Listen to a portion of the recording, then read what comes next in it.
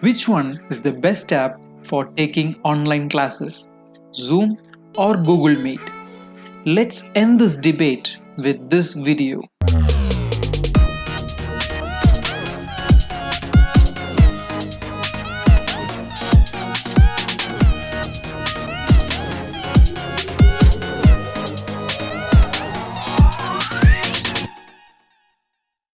Well, this one is a debate that got heated up at the wake of COVID 19 and with the launching of Google Meet. Rather than settling this debate, this video focuses more on showing the pros and cons of these apps and helping you choose the app that suits you the most. So, without any further ado, let's get started. I have attended meetings in both of these apps. Google Meet is rather a newcomer in this game of video conferencing when compared to Zoom, which has been in this game for almost 9 years now, since its launch in 2011. Let me make it simple for you. Here are two scoreboards for Zoom and Google Meet. Let's see who wins the match.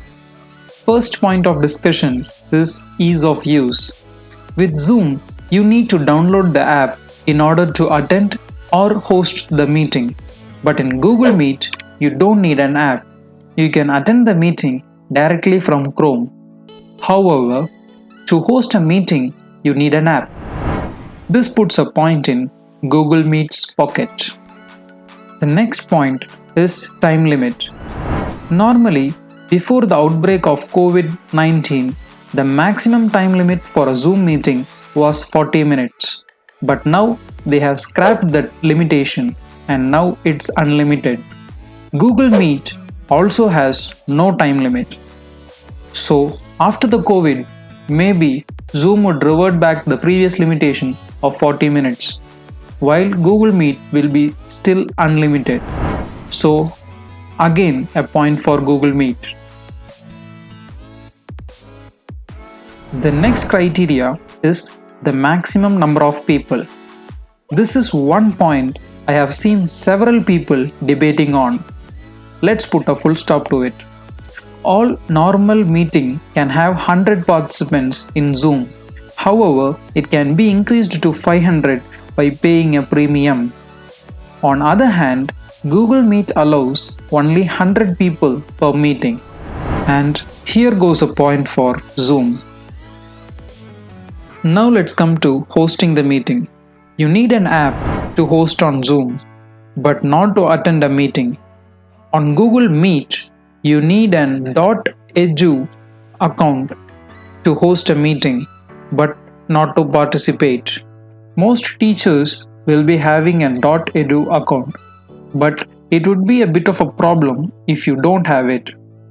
So, hosting the meeting is rather simple in Zoom than in Google Meet, and again a point for Zoom. Oh, so far it's a tie. But wait, there are some important criteria that can drastically affect the scoring. First one, moderation. On Zoom app, you can mute a person, mute a room, remove a person, close room, and also have a waiting room. But in Google Meet, you can only mute or remove a person. Zoom app gives the host a vast majority of powers. So again a point for Zoom. Now let's come to the bonus part. Additional features. In Zoom, you can share a file in chat. You can create breakout rooms where you can add a group of 5 people for any discussion, and then once the discussion is over, you can close the room and add them to the main room. And most importantly, it is password protected. After so many cyber attacks on this app, I hope they have improved its firewall. And for Google Meet, there is none. Sorry, you heard me right the first time. There is none. So we have a clear winner here. As I said, the Zoom app is in this game for more than 9 years, and it should obviously have more features than Google Meet. which is barely few months old. This doesn't make Google Meet any less. With this said, there are certain similarities between these apps, and that's organizing the meeting. Both apps support instant and scheduled meetings. Zoom app does so with the help of zoom.com, and you can schedule a Google Meet using Google Calendar. I hope that this video has helped you to choose a video conferencing app that suits you the most. And if it did, do feel free to show your support by leaving a like on this video, sharing it with your friends, and consider subscribing to the channel. This is Starboy signing out, and I will see you in the next one.